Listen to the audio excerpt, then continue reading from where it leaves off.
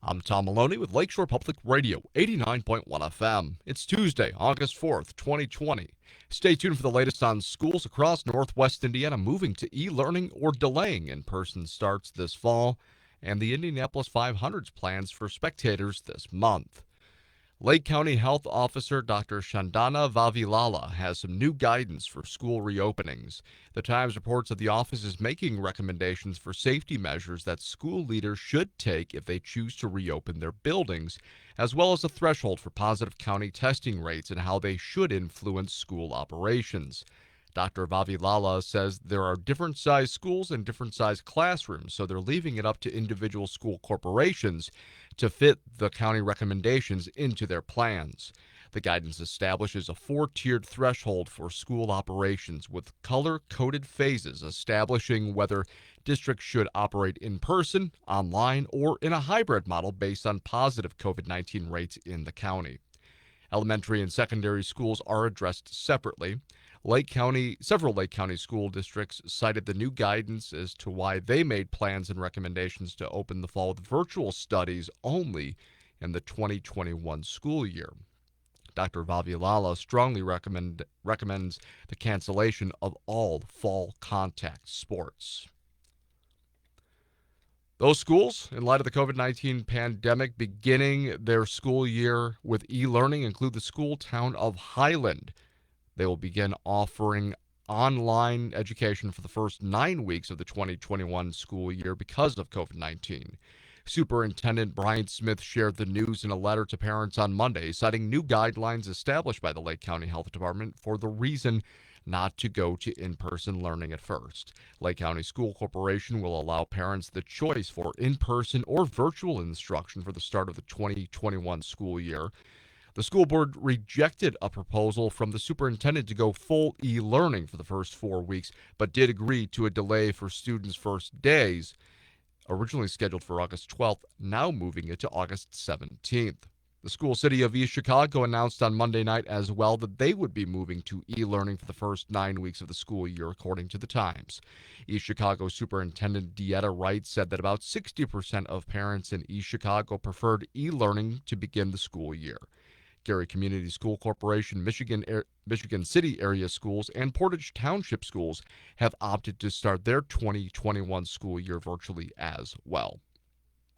Indiana has surpassed 68,000 confirmed COVID-19 virus cases. The state's health department says Monday that an additional 582 people have been diagnosed with the disease, bringing the state's total to 68,433.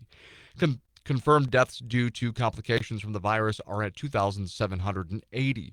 Health officials say another 200 probable deaths have been reported based on clinical diagnosis in patients for whom no positive test is on record.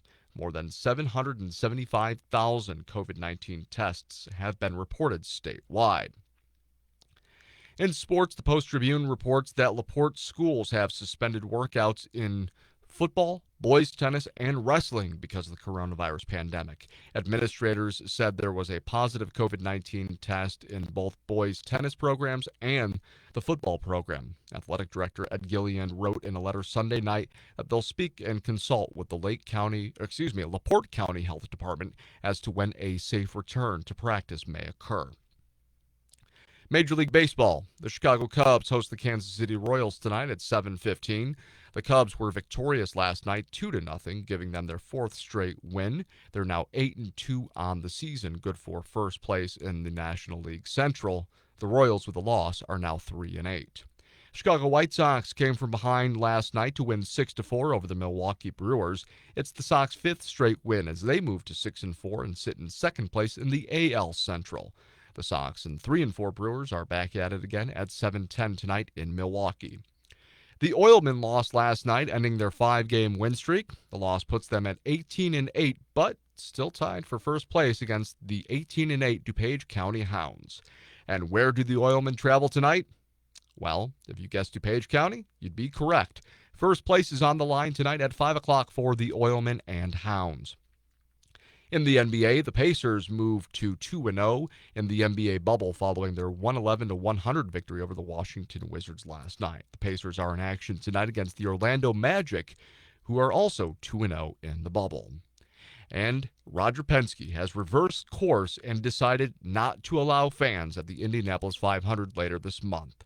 The 104th running of the greatest spectacle in racing will be without spectators for the first time, who have shown up to the Indianapolis Motor Speedway every year, even during the Great Depression.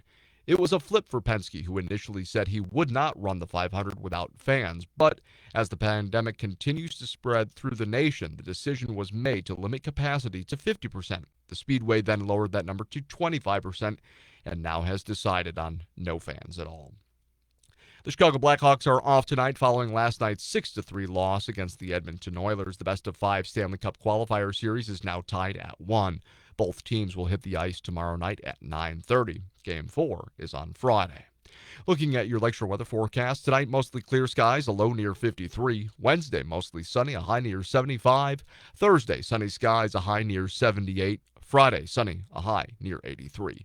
For Lakeshore Public Radio, 89.1 FM, I'm Tom Maloney. This has been your Midday News Update. Thanks for watching, and don't forget to share.